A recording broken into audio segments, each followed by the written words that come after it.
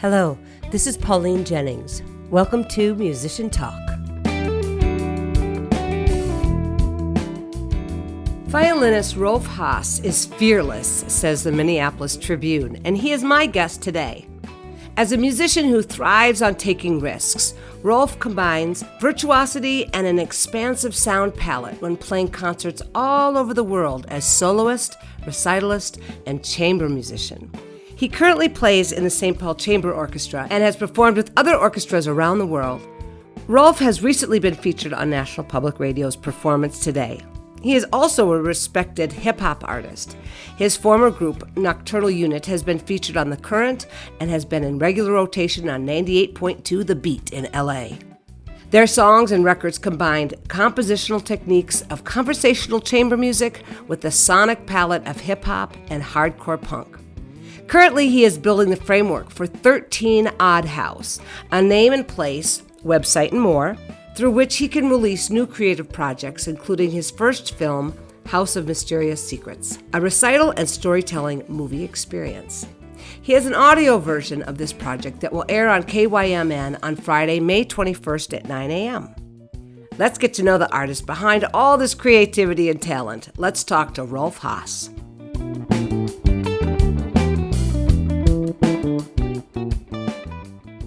Hi, Rolf. Welcome to Musician Talk. Hi, Pauline. Thanks so much for having me, and it's a privilege to be here. Thank you so much. It's really great to have you. I want to dig right in, and what I want to start with, which I usually do, is to ask you about what your greatest frustrations as a musician has been during this strange time of this pandemic. The most frustrating part for me has been not being part of this community that you get from playing concerts. That's what I realized I started missing most. You know, we have so much time now because of the pandemic. We can practice all the time we want, and we can play, and so that's very satisfying in itself. But I really, really miss the community experience of concerts. Yeah. And yeah, that's been the most frustrating part. I think that it has been for most people that I've asked that question to and as it has for the wider public that aren't musicians, it's getting together, it's community. And we have found a perhaps new appreciation for how important it is to us. That's exactly right. And even just in what we're doing right now, that's become so important to me. I was just going to say, even though it's not that satisfying after a while, but it's so much better than nothing. Yeah. Being in your echo chamber. So awesome. Well, so you already kind of told me about silver lining is that you're practicing more. Really, the silver linings that has come for me is, I don't know if it's from the having so much extra time, but there's just been a ton of inspiration that's been coming. And actually that kind of time really gave rise to this project, which is why I'm talking to you here today. So it's actually the silver lining is that these things wouldn't have come. Right. I totally get that. I feel the same thing. It's not just time, it's space. Before COVID, it just seemed like we were running. And it's hard to have the space in your head to be really inspired. And so I find that has happened for me and as well, a lot of my guests, a lot of inspiration. So that's great. And we will get to that project that you mentioned. But first, I want to take you way back to your childhood and when you started playing music. Did you start on violin? I first started on violin. That's right. And actually, this is where the Northfield connection comes in because both my parents grew up in Northfield. So the Haas family and the Nordstrom family. My grandpa, my mom's dad, the Nordstrom family, both my grandparents on that side of the family were professional musicians. And my grandpa taught at Carleton. His name is Harry Nordstrom. He taught at Carleton for a million years. And they started all my aunts and uncles and my mom on instruments. And then so when they had grandchildren, they started me as well on violin. And so it wasn't this thing where I had a choice in the matter. I just was started on violin. And How old were you? I was 5. Wow, young. And even though you were made to do it, did you like it? Well, it's so interesting because what I remember about the first period, the first few years was not so fun. Mm-hmm. But that being said, I don't ever remember not playing. So it's really basically been like a part of my life. I can't remember not playing the violin. Wow. But then after I got through the first few years, and the learning process that's really steep through that, I don't know quite how it happened, but I started listening to music like all the time, all the time. And from that, there's just something inside, this passion inside just blossomed and grew. And then once I got over that first hump after a few years, it was like I remember searching for like any kind of music that I could find, sheet music that I could find that I could play on the violin, Oh. and just everything. I just wanted to play everything, and that's when it started to really kick in, this passion. I find it interesting that because so many musicians would say to me, "Well, I started on the piano, but I didn't like it, and then I picked up the guitar, and it was like made for me." And you kind of had a combination of those experiences where you were made to do it, and maybe weren't exactly excited about it, but it was made for you. I mean, it was a fit. Exactly. That's exactly right. And I think that happens when that you find that even if you aren't crazy about it at first, if you can get through that first hump, which I didn't on piano, which I wish I had, it kind of was easy, right? Until I get to a certain point. And then you have to really, really work. And if you're going to put in that time, that kind of tells you that I'm going to do this for the rest of my life. Yeah, that's Yeah. exactly right. Exactly right. Oh, that was well put. Well, I just wish I would have stuck with that. Or like my daughter said, I'm allergic to practicing piano. My fingers itch. It's so funny. I knew she wouldn't be a piano player. So, okay, I'm sorry I interrupted your flow of your journey. So, once you got past that hump and really started loving it, looking for music, take me from there. So that was probably when I was 10, maybe 10, 11, 12, something like that. And that really started to take off. And really what started to take off was my love of music. So that uh, showed itself in other genres too. Because at that time when I was a kid, I associated this violin stuff with my family, and the stuff Right. that I inherited. And I wanted to find something that was mine, that I liked. Yeah. And what I ended up finding with my friends actually was punk rock and hardcore. Well, very different than classical, but I got involved in the scene there in Minneapolis where I was growing up, and started bands. And so I've been in bands for a long time. And what that kind of juxtaposition did, though, was it set up something that has become important to me increasingly throughout my life, which is being able to find similarities in disparate elements, if that makes sense. It totally does. I was going to ask you about that. Yeah. I wonder how many punk violinists are out there. Right. I didn't know very many. No, I can't. Right. And so from the punk and hardcore world and growing up in Minneapolis in the 90s and early 2000s, hip hop became really visible for me. And because like what I understood and hearing of the origins of hip hop was very similar to punk and hardcore, I really connected with that too. And so all of these disparate musical elements are just a reflection of that musical passion, Nice. I guess, that started driving me. And so violin at the time was something that I did and something that I was really good at, and it was from my family. But my heart actually was going into my bands that I was in at the time, strangely enough. Do you have any recordings from that? I would love to hear violin okay, playing. yeah, I actually do. I have a whole vault of them.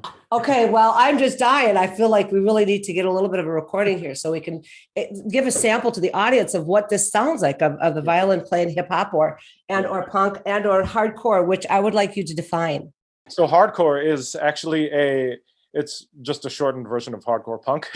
It's basically a progression from punk rock, which started in the 70s, and actually, strangely enough, started in reaction to sort of the glitzy, very polished, perfect sounding rock music at the time. It wanted something raw with a message.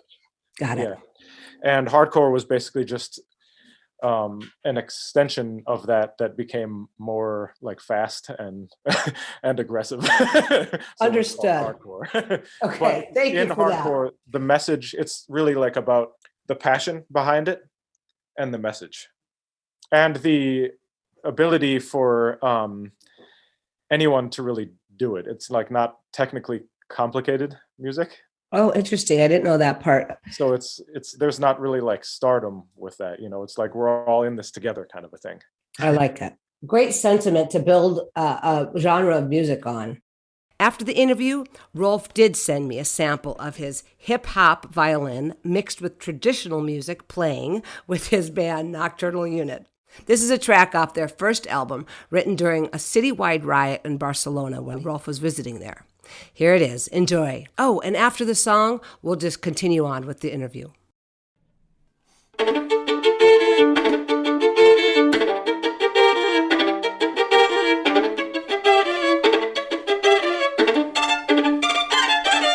There's a riot going on outside. This is the 29th of September. Once again, they got you paying tithes. They got you all lined up in the street saying goodbyes. The rich getting richer while we're down here. Surprise! It's a party going on outside. People are throwing glasses, but not the kind in your kitchen. These cocktails are with matches. Ain't a place of the boom bap, the bass. These pigs are handing out party favors, beatings and mace. While the tourists overrun and chase the Catalonian crowd, niggas that chill. You can see it in their face. There's all kinds of places I've been like this. So many cases, so many traces, that's why I shank the beat like this. Syllable destructive, it does it. No matter if you smooth or not, just trust us. Vicious, indelible, trigger finger twitches and yacht burners. These sounds born from the struggle like gorillas, like the crowds on La Ramblas, cursing, hurling rocks to thrillers.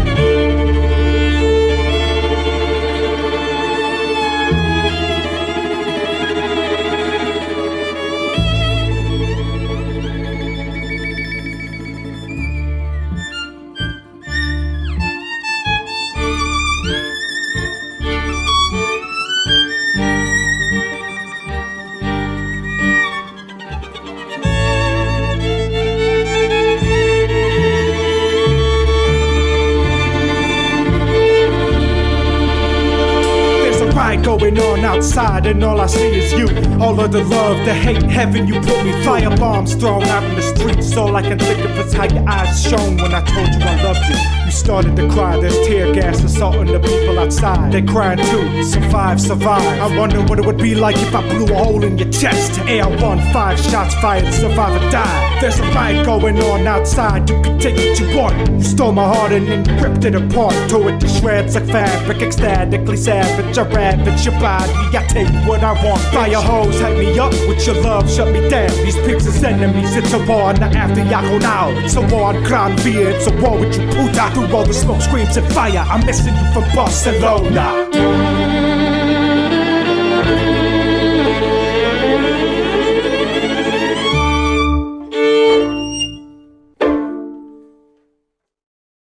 So you went to college for music?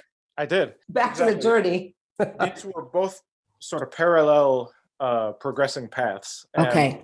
Violin, I was still doing it all the time, and I was doing contests, and I was lucky to win a whole bunch of contests throughout in high school and in college.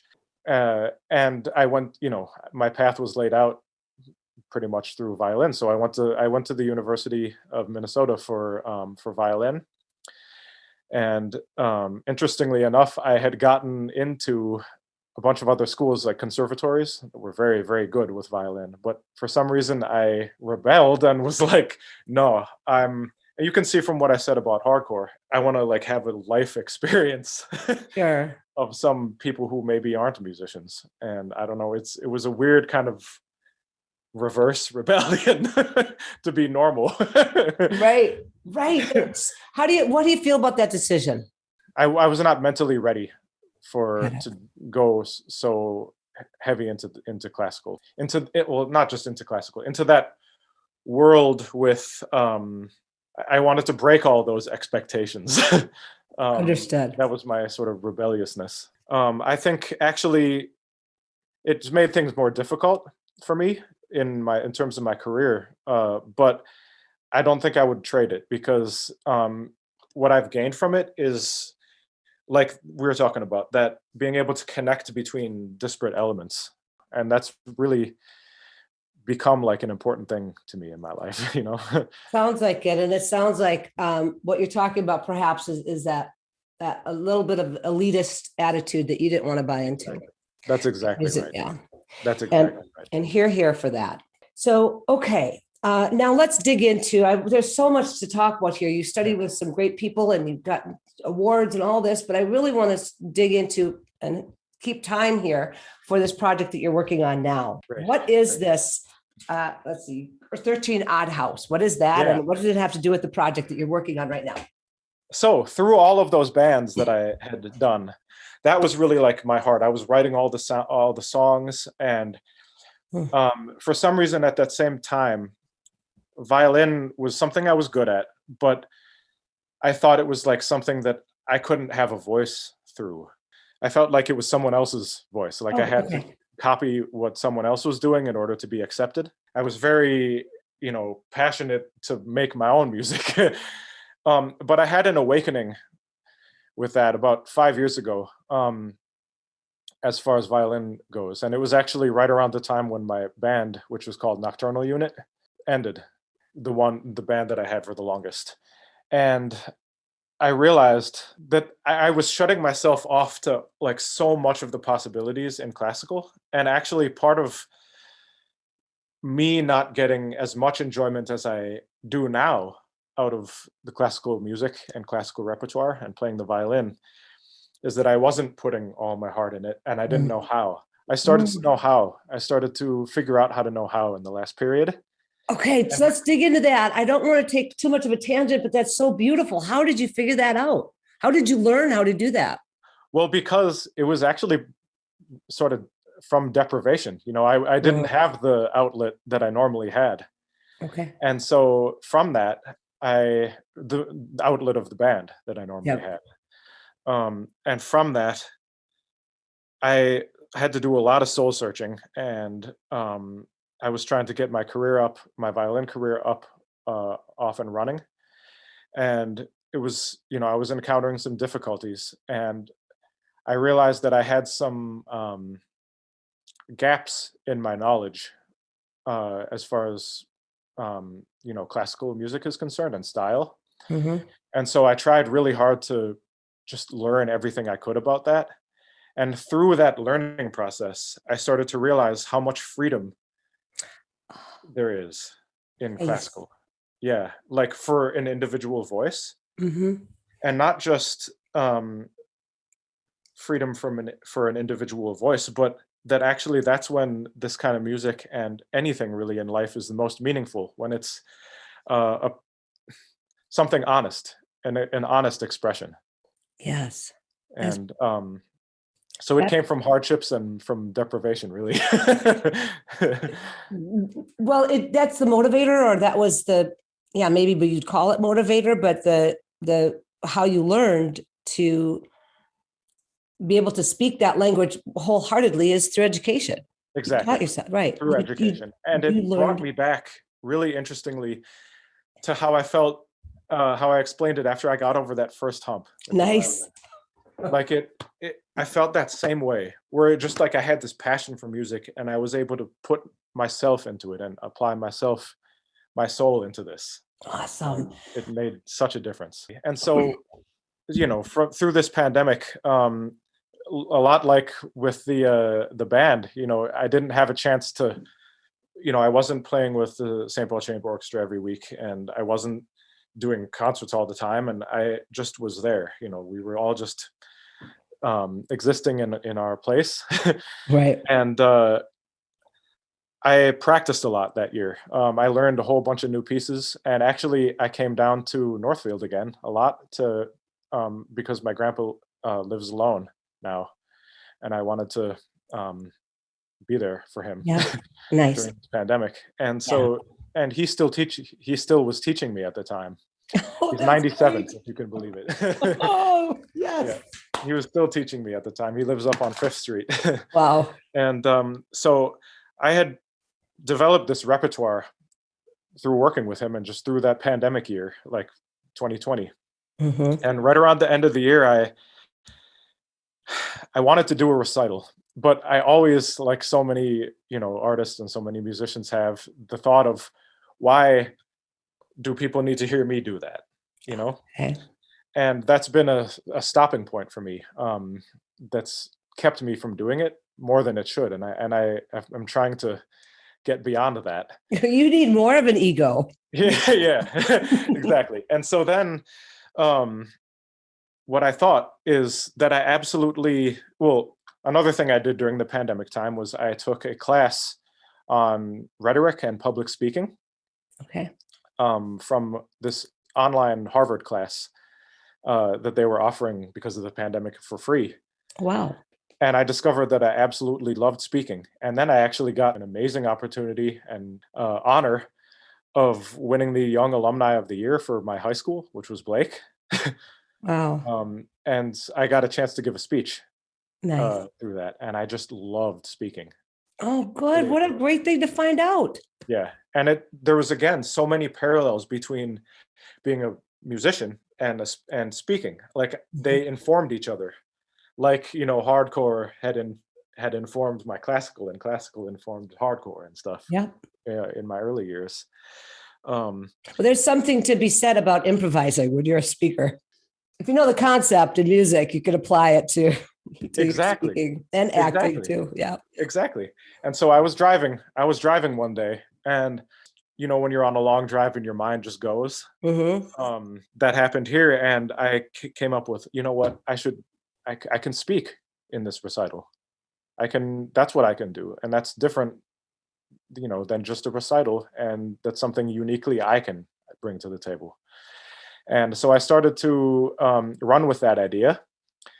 And it turned into my take on a recital series that I want to have ongoing, where, the spotlight is on the music, but there's speaking elements that what I hope to happen is to create like a platform for the music to be appreciated and understood, like in a more approachable way, with stories that hopefully are relatable. So it got to that point, and so I was working towards that.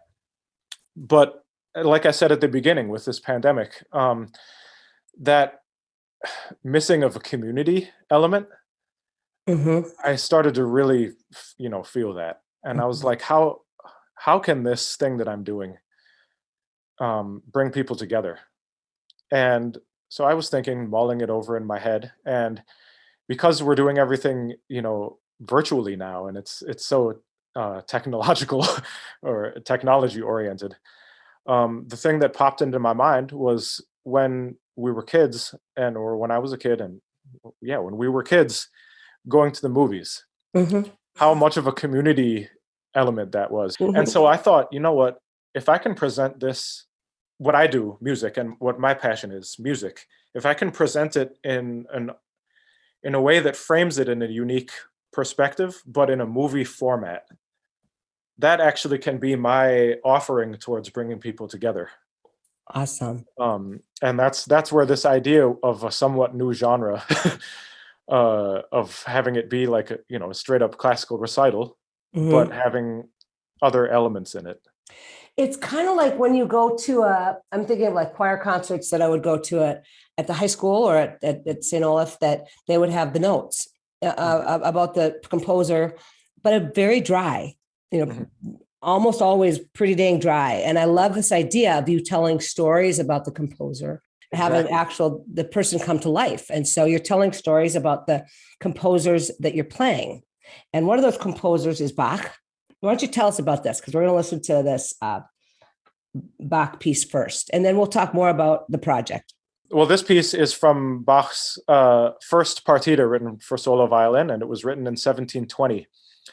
And right after he wrote this piece, he went on a trip. It took him many days to get there, and when he got back, his first wife had unfortunately passed away without him knowing, and she had already been buried. And this is a dance called a saraband. It's in a suite, like a set of dances. And this, to me, is the emotional heart of this one, because it's the emotional heart of the partita itself. it's also the emotional heart of my recital. So this is a very, to me, intimate but passionate, slow, just beautiful piece. And yeah. And it's just you solo Just violin me solo. Yep. on this Bach Sarabande.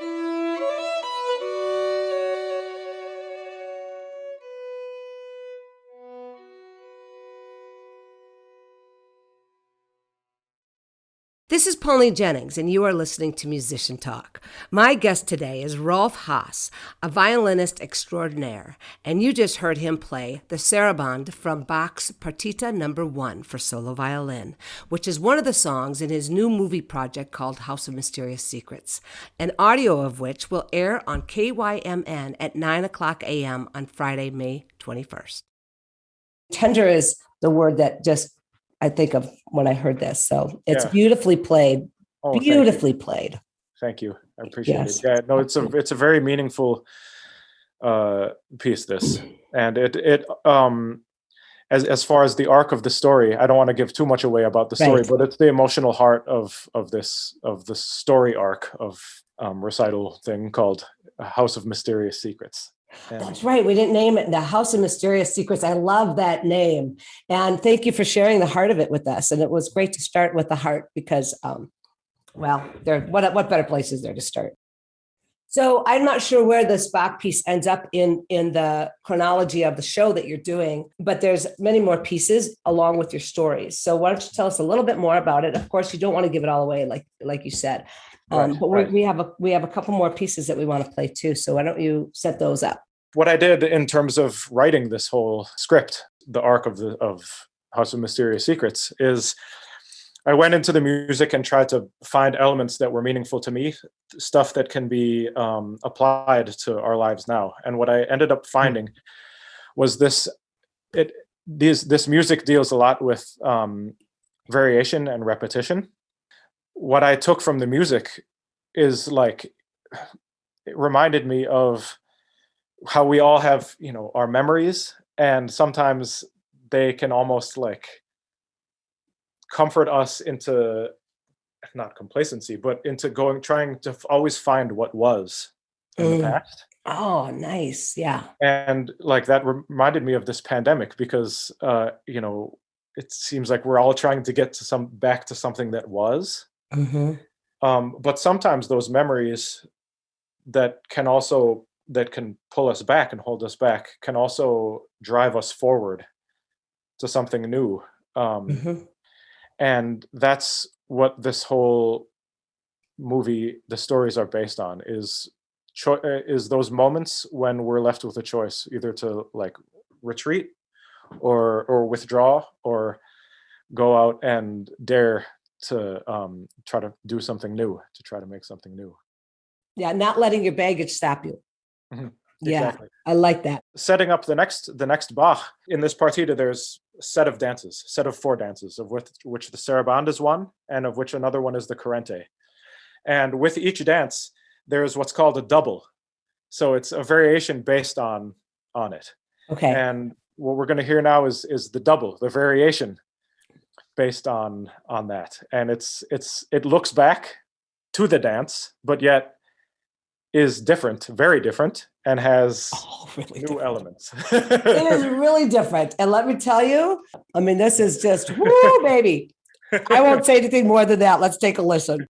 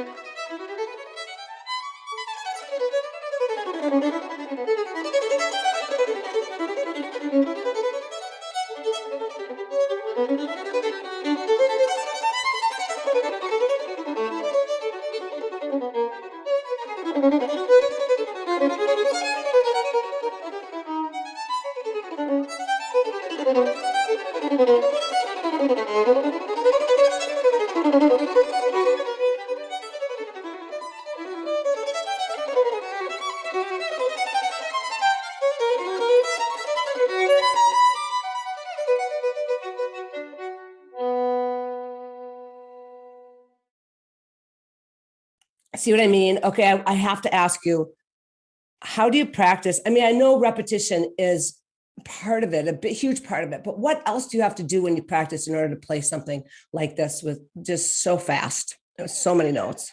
Yeah, and it's a great thing you brought up with this repetition, because sometimes we can get, like with anything in life, if we repeat it too much, it starts to get stagnant and it starts to lose all its life, It starts to be that thing, like repeating these memories going back to the past. Right. So actually the key of practicing something like this for me is being able to just trust, after all these years, I know how to play. And so it's more trying to take a step out of the fastness. I know I can play fast, but instead to try to slow down a little bit and really think about what I'm trying to say. So it's like in speaking, if I was to be very good at speaking very, very, very fast, but it was all like instead of hearing something where it has punctuation, phrasing, like inflections, things like that. to slow it down and keep the energy though of the fast when you're playing it slow. That's the way, and with all the inflections in it. That's the way that I was able to get that like that. And that's taken me many years to be able to have the foresight to do it that way. But that's I love that. It's and you hear that when you're playing too. It's not just technical ability. There's emotion and nuance and all those things that you talked about, punctuation and phrasing and all those things are there too. It's not just a technical ability. Yeah, really. Wow. That really is impressive. That's wonderful. Well, we don't have a heck of a lot of time here, and I'm really glad that we were able to dig into your process and how you came up with these ideas and how you grew into these ideas to create the House of the Mysterious Secrets. Let's just talk about a couple more things that I want to ask you about here before we leave. And you've touched on this, but I want you to encapsulate it for me here and why music is important to you. I think one of the most special things in life is to be able to, listen to someone else's experience and to hear the resonances within yourself of that. It like brings us together. It's like a unifying thing. And to me, that's what music is at its core, is an expression of yourself that of our experience here on life that we share. And basically the beauty of it is, what I love about it is at its best, it can bring people together. And really it has given me my life's purpose. Like I feel that I know my, marching orders in this life to do that, to bring people together through music. That is it's such a gift to figure that out. And to know that this is your purpose. But that is what I owe everything to music, because that's what has given me that. Without music, I don't know how I would be me. With those sentiments, I do want to just touch on, when I say best gig, what's one of the images that comes to your mind? Strangely enough, this best gig was also tied maybe to the worst in a more shallow way. Okay. But good, perfect. So I was in with my fiance, who's a pianist. We were in 2 summers ago in Serbia at a tiny village in southern Serbia, which is the village of my dad's best friend, who's a sculptor. And he was wanting to start a music festival there. And he brought us, and we were to play a concert there. And this village is like a place I'd never been before. This really was like, it was dirt roads. There was no running water, just, little huts, and people had been living there for centuries. And we were set to play a concert there. And so being that, as it was, the village as it was, they didn't have a piano. So they had to bring in a keyboard from out of town, from the nearest bigger town. And they set it up, and it was basically, it didn't have a piano function. Oh no! It was like either an organ function or a harpsichord function. It was wild. And we were playing like Mozart sonata, and my dad's best friend is named Zoran. And Zoran said that this village had been sort of dead for a long time. The young people had gone away to bigger cities, but the older people were still living there. And at this concert, it was outside, and the whole village came, including a band of gypsy musicians that have roots.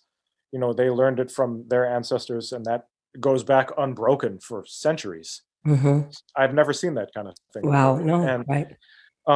We played, and it sounded so strange to me, what we were playing, because of the not piano. Right. But people were there, and it turned into a celebration, and people were weeping, celebrating, talking. They stayed through the night. Wow. I didn't know the effect that it had on them, that bringing people together through music, even something that sounded as weird as I thought that sounded. Right. Days afterwards, they told Zoran, like, look, I felt like this was a revitalizing of our village's life. We haven't had a gathering in this village for many years. We brought it together for that. That was the best, I think. Something else. Yeah. Mm-hmm. And that is just a perfect way to leave this. What a great story. And what a great testament to music. So thank you for that, Rolf. That's wonderful. And thank you for joining me to talk to me about this project that you're doing, and just to introduce you to the folks here and hear you play your beautiful violin. I want to give you a chance to say, if people want to get a hold of you to play or to ask you more about the projects that you're involved in, is there somewhere they can get a hold of you? Yeah, you can email me at Rolf N. Haas. So Rolf, ROLF, my first name, N as in Nancy, Haas, my last name, HAAS as in Sarah, at gmail.com. Thank you so much, Rolf, for joining me today. Thank you so much, Pauline. It's been a pleasure. Take care. Thank you so very much to Rolf for this insightful and meaningful conversation. And remember to tune in on May 21st at 9 a.m. to hear more from him when they debut the audio from his program called House of Mysterious Secrets. Many, many, many thanks to you for listening to Musician Talk on the One, KYMN. Have a terrific day.